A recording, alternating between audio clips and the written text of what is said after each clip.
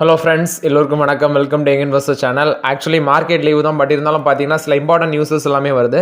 அது எல்லாமே நம்ம கண்டினியூஸாக டிஸ்கஸ் பண்ணிட்டு தான் இருக்கிறோம். ஸோ இதில் ஃபஸ்ட்டு நீ பார்த்தீங்கன்னா கமெண்ட்ஸில் நீங்கள் கேட்ட டவுட்ஸ், ப்ரோ இந்த சைமண்ட்ஸில் இன்வெஸ்ட்மெண்ட் பண்ணலாமா, லாஸ்ட் 10% டவுன் ஆயிருக்கு அப்படின்னு சொல்லி.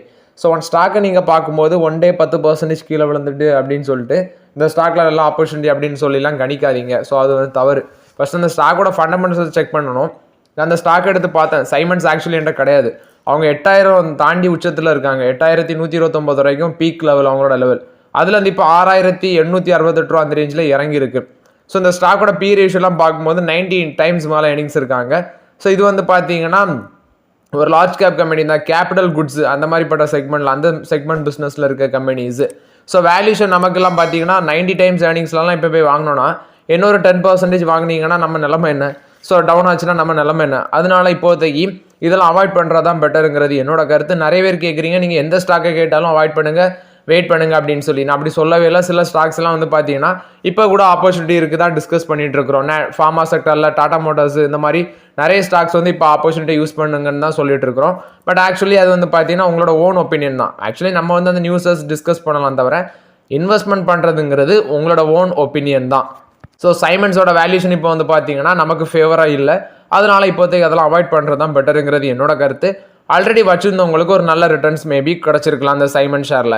Next what about Tata Motors அப்படின்னு சொல்லி கேட்குறாரு. டாடா மோட்டார்ஸில் என்ன ஒரு இதுனா, அவங்க வந்து ஃபஸ்ட்டு இவி செக்மெண்ட் மார்க்கெட்டை நல்லா பிடிச்சி வச்சுருந்தாங்க. எப்படி ஓலா வந்து இவி ஸ்கூட்டரில் நல்லா பிடிச்சி வச்சுருந்தாங்களோ மார்க்கெட் ஷேர், அதே மாதிரி டாடா மோட்டார்ஸ் ஸ்டில் வந்து மார்க்கெட் ஷேர் நிறைய இருக்குது இவி கார்ஸில். ஆனால் பிரச்சனை என்னென்னா இவி கார்ஸோட சேல்ஸ் இப்போ அடி வாங்குது. ஒன் குவார்ட்டர் டு 2 குவார்ட்டர் அந்த கடைசி 2 குவார்ட்டரில் சேல்ஸ் அடி வாங்குது. அதுவும் இல்லாமல் ரிசல்ட்ஸும் பார்த்தீங்கன்னா மேபி அடுத்த குவார்ட்டர் ரிசல்ட்ஸ் அடி உள்ள சான்சஸ் இருக்குது. அவங்களோட sales October month November month சேல்ஸ்லாம் எடுத்து பார்க்கும்போது பெருசாக இல்லை. ஸோ அந்த பேஸில் பார்த்தீங்கன்னா டாடா மோட்டார்ஸ் இறங்குறாங்க. மேபி எனக்கு தெரிஞ்சு 700 கிராக் பண்ணி கீழே 650 670 வர வாய்ப்பு இருக்குது. அதனால தான் சொல்கிறது டாடா மோட்டார்ஸில் 1-2 யூஸ் பண்ணிக்கோங்கன்னு. ஸோ டாடா மோட்டார்ஸ் ஒரு லாங் டைமுக்கு ஒர்த்தான ஸ்டாக்குன்னு தான் நான் ஃபீல் பண்ணுறேன். அதே மாதிரி தான் பார்த்தீங்கன்னா கமெண்டில் ஒருத்தர் கீழே போட்டிருக்காங்க, இதெல்லாம் என்ன அவங்களோட ப்ரொஃபைலை பாருங்கள். அதனால இந்த மாதிரி கமெண்ட்ஸ்க்கெலாம் யாருமே அவங்க சொல்கிற மாதிரி ஏதாவது சொல்லி அவங்க ரிப்ளை கொடுத்து ஏதாவது ஃபண்ட்ஸ் எல்லாம் நீங்கள் லாஸ் பண்ணிடாதீங்க. ஸோ இதெல்லாமே எந்த நாட்டுக்காரங்கன்னே தெரியல. ஸோ இந்த மாதிரி கமெண்ட்ஸ்க்கெலாம் ரிப்ளை கொடுத்து உங்கள் டெலகிராம் ஐடியா வாங்குவாங்க, அதுலேருந்து ஃபண்டை இது பண்ண சொல்லுவாங்க. அப்படி யாருமே மணியை லாஸ் பண்ணிடாதீங்க. நான் அந்த கமெண்ட்டை வந்து ரிமூவ் பண்ணிட்டேன். ஸோ ரொம்பவே ஜாக்கிரதையாக இருங்க. நெக்ஸ்ட் பார்த்தீங்கன்னா டாடா மோட்டார்ஸ் ஒரு லாங் டேர்முக்கு நல்லா பண்ணுமா, அதே மாதிரி ஸ்லோ அக்யூமுலேட் பண்ணலாமா, டாடா மோட்டார்ஸ்க்கு ஃபியூச்சர் இருக்கா, ஆட்டோ செக்டரில் ஹெவி காம்படிஷன் இருக்குதானே அப்படின்னு சொல்லி கேட்குறாரு. ஸோ ஆக்சுவலி ஒரு கேட்குறது காமனான கொஸ்டின் தான், எல்லாருமே கேட்குற கொஸ்டின் தான். டாடா மோட்டார்ஸ் அதாவது குறிப்பாக ஆட்டோ மோட்டார் செக்மெண்ட்டில் காம்படிஷன் இருக்குன்னா ஆமாம் இருக்குது. இவங்களுக்கு பெரிய ரைவல்ஸாக இருக்கிறது மஹேந்திரா அண்ட் மஹேந்திரா இருக்கிறாங்க இப்போ கமர்ஷியல் வெஹிக்கிள் செக்மெண்ட்டில். அதே மாதிரி பர்சஞ்சர் வெஹிக்கிளே மஹேந்திரா இருக்கிறாங்க. இவி செக்மெண்ட்டில் இப்போ மஹேந்திரா ரொம்பவே டஃப் கொடுக்குறாங்க, கொஞ்சம் டஃப் கொடுக்க ஸ்டார்ட் பண்ணுறாங்க. அதே மாதிரி மாருதிக்கு நெக்ஸ்ட் இயர் தான் அவங்களோட ஈவியை வந்து இன்ட்ரடியூஸ் பண்ண இருக்கிறாங்க 2025. ஸோ ஃபியூச்சரில் டெஃபினட்டாக வந்து ஆக்சுவலி ஆட்டோமேட்டிக் கம்பெனிஸில் மட்டும் இல்லாமல் எல்லா செக்மெண்ட்லேயும் தான் காம்படிஷன் இப்போ இருக்குது. அதையும் தாண்டி எப்படி மீண்டு வராங்க அதுதான் ட்ரெண்டு. ஸோ டாடா மோட்டார்ஸில் சில செக்மெண்ட்டில் வந்து பார்த்தீங்கன்னா அவங்களுக்கு காம்படிஷன் பெருசாக இல்லை. ஸ்டில் அவங்களுக்கு இவி கார்ஸ் அந்த செக்மெண்ட்டில் மார்க்கெட் ஷேர் அவங்கள தான் டாப் லெவலில் இருக்கிறாங்க இந்தியாவில்.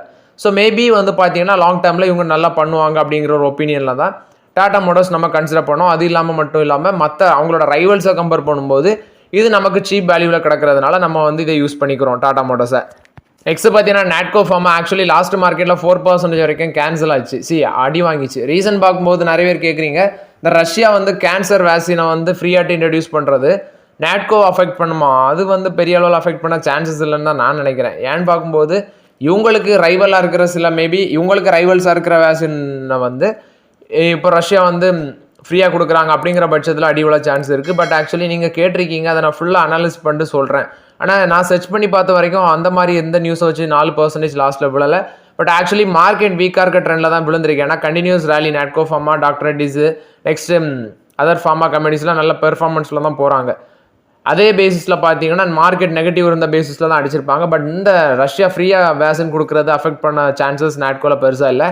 நாட்கோ ஃபார்மா செக்டரில் வேல்யூஷன் சீப்பாக கிடைக்குது, அதனால் அதை யூஸ் பண்ணிக்கோங்க. நம்ம ரொம்ப நாளாக டிஸ்கஸ் பண்ணிட்டு இருக்கிறோம். இதெல்லாம் 830 ரூபா சம்திங்லாம் கன்சிடர் பண்ணது, 1639 ரூபா போயிட்டு மறுபடியும் இப்போ வந்து பார்த்தீங்கன்னா 1416 ரூபாவில் இருக்குது. ரீசெண்ட் டேஸில் 1350 ரூபா அந்த ரேஞ்சிலே கொஞ்ச நாள் ரவுண்ட் அடித்தாங்க. ஸோ இப்போ வந்து 1400 ரூபாய் தாண்டி இருக்குது.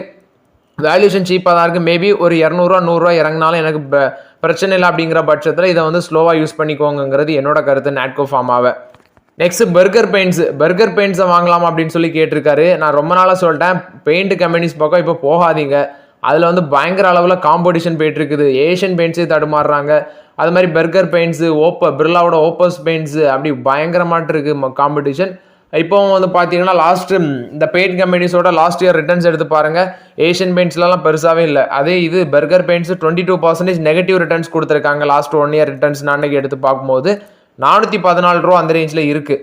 ஸோ இதோட வேல்யூஷன்லாம் பார்க்கும்போது பார்த்தீங்கன்னா 45 டைம்ஸ் ஏர்னிங்ஸில் இருக்கிறாங்க இந்த பர்கர் பெயிண்ட்ஸ்லாம். ஸோ இப்போதைக்கு இவ்வளோ வேல்யூஷன் கொடுத்து இந்த மாதிரி ரொம்ப டஃப் காம்படிஷன் இருக்கிற செக்மெண்ட்டுக்குள்ளே சாட்டுறதுங்கிறது குதிக்கிறது ரொம்பவே ரிஸ்க் லெவலு. அதனால இப்போதைக்கு அதை வந்து பார்த்தீங்கன்னா அவாய்ட் பண்ணுங்க, பெட்டராக இருக்கும். நெக்ஸ்ட் இந்த cancel IPO block amount how many days after unlock bro அப்படின்னு சொல்லி கேட்குறாங்க.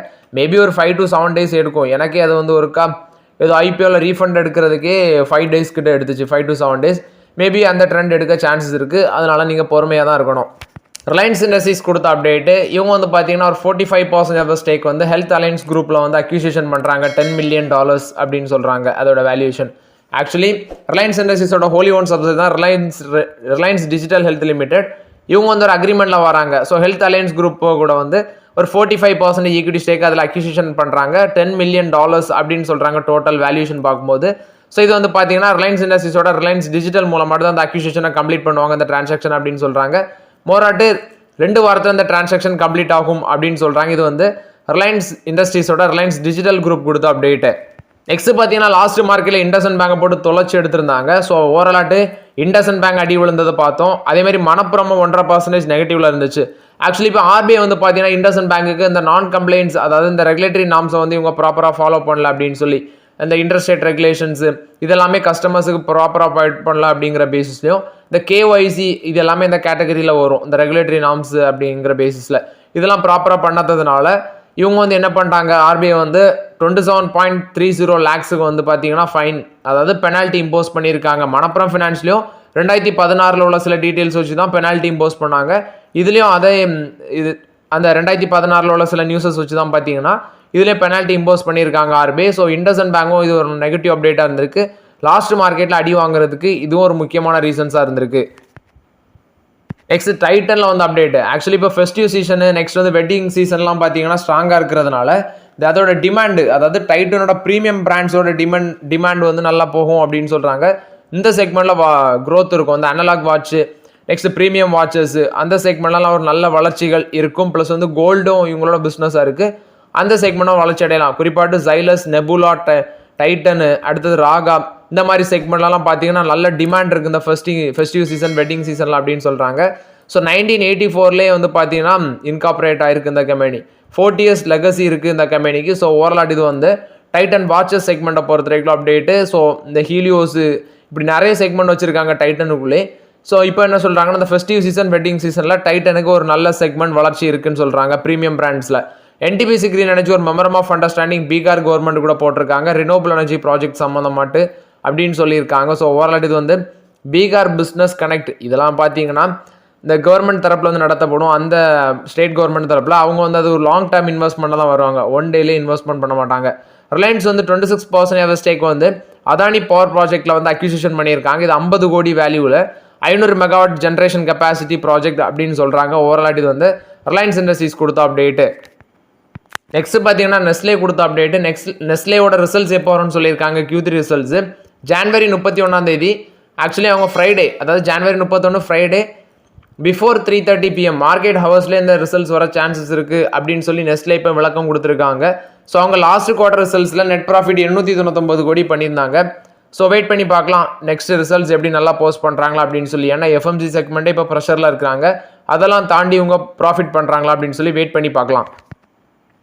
ஸ்ரீ சிமெண்ட் வந்து ராஜஸ்தானில் 800 கோடி இன்வெஸ்ட்மெண்ட் பண்ண இருக்கிறாங்க. பீகாரில் வந்து சிமெண்ட் பிளான்ல, அவங்களோட சிமெண்ட் பிளான்ல 800 கோடி இன்வெஸ்ட்மெண்ட் பண்ண இருக்கிறாங்க. ஸோ அவங்களோட ஆனுவல் கெப்பாசிட்டி இது மூலமாட்டு 2 million tons ஆட்டு கிடைக்கும். நியூ இன்வெஸ்ட்மெண்ட் அது மூலமாட்டு 2 million tons வரைக்கும் ப்ரொடக்ஷன் இன்க்ரீஸ் ஆகும் அப்படின்னு சொல்லி ஸ்ரீ சிமெண்ட் இப்போ அப்டேட் கொடுத்துருக்காங்க.